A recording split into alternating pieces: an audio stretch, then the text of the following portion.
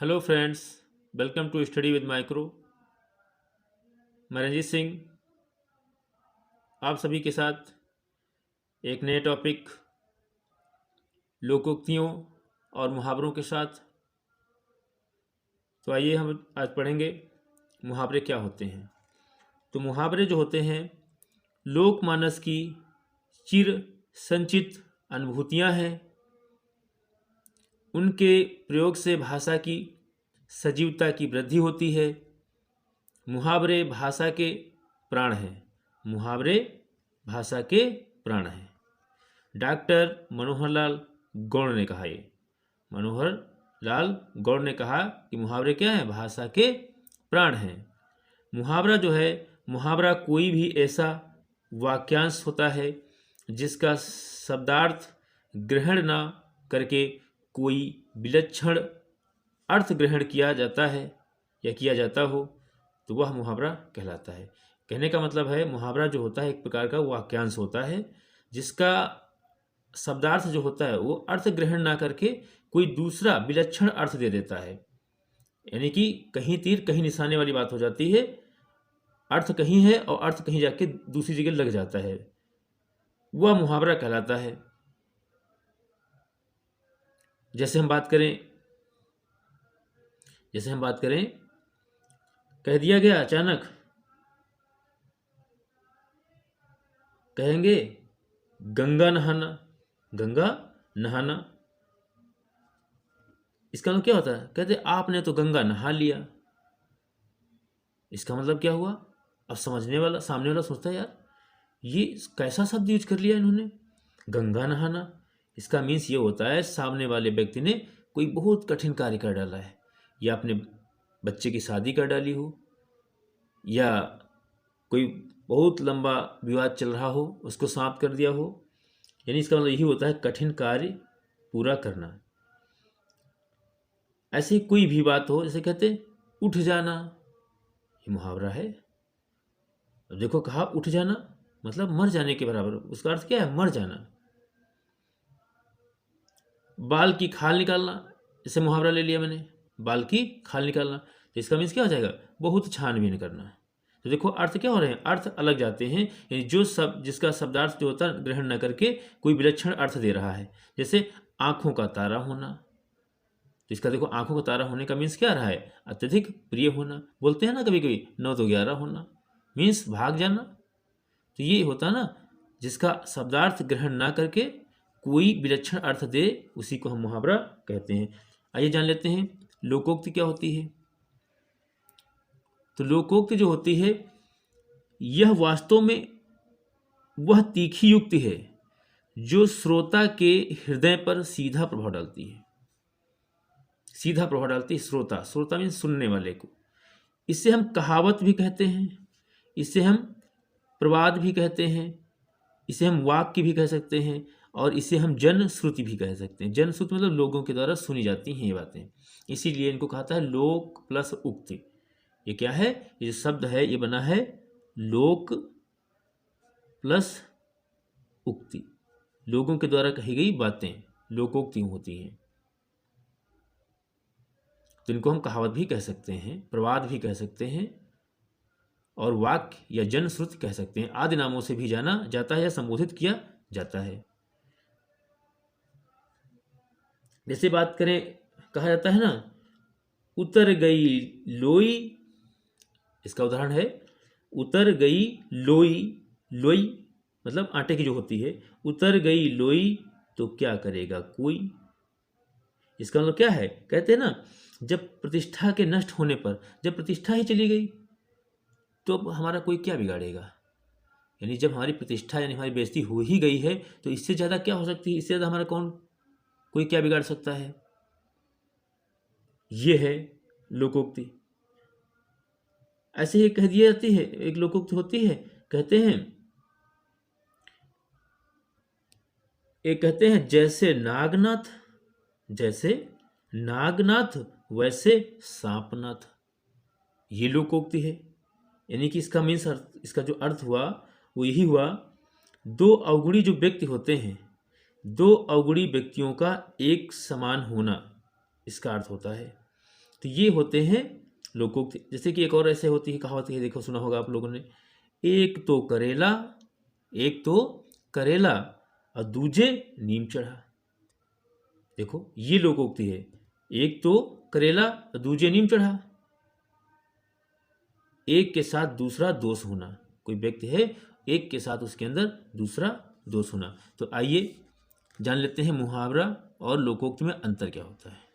मुहावरा और लोकोक्ति में अंतर क्या होता है। मुहावरा वाक्यांश है, इसका स्वतंत्र रूप से प्रयोग नहीं किया जा सकता है, जबकि लोकोक्ति जो होती है संपूर्ण वाक्य होता है।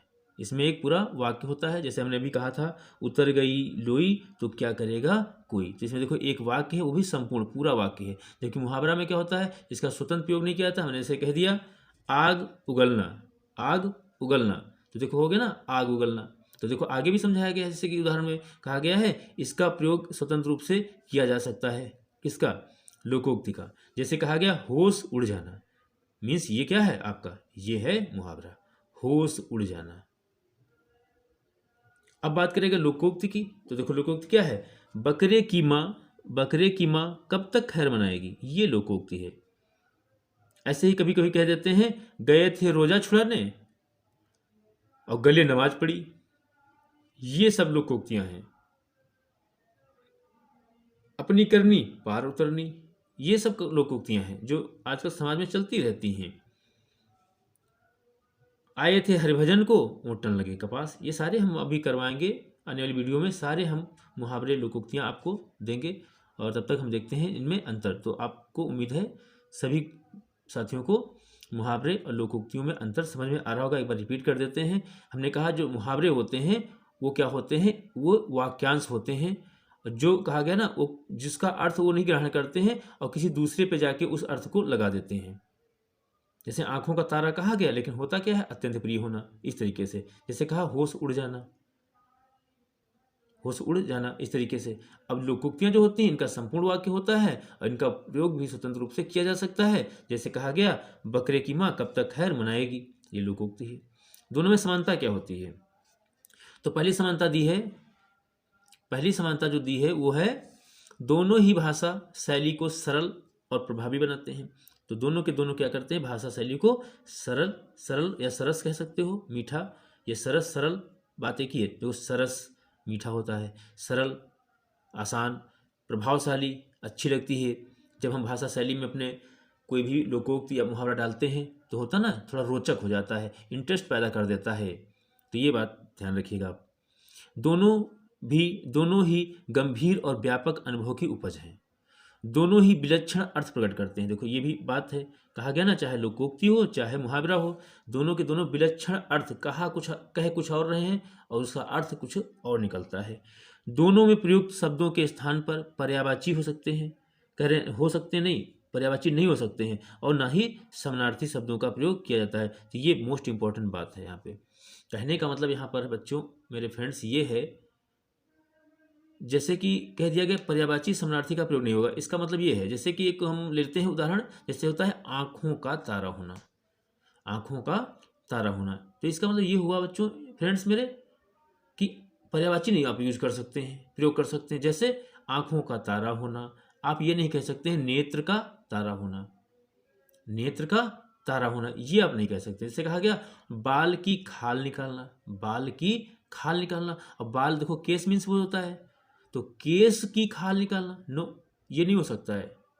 इसीलिए कहा गया है चाहे लोकोक्तियां हो चाहे मुहावरा हो, दोनों में किसी भी समानार्थी शब्द या पर्यायवाची का उपयोग नहीं किया जाए। जैसे दिया है आग उगलना, तो यहाँ पे आप कह दो अग्नि उगलना, नहीं, ये नहीं हो सकता है। इसका मतलब ये हो जाता है। तो आप उम्मीद है समझ में आ गया होगा कि इन दोनों शब्दों के स्थान पर पर्यायवाची और समानार्थी शब्दों का प्रयोग नहीं होता है।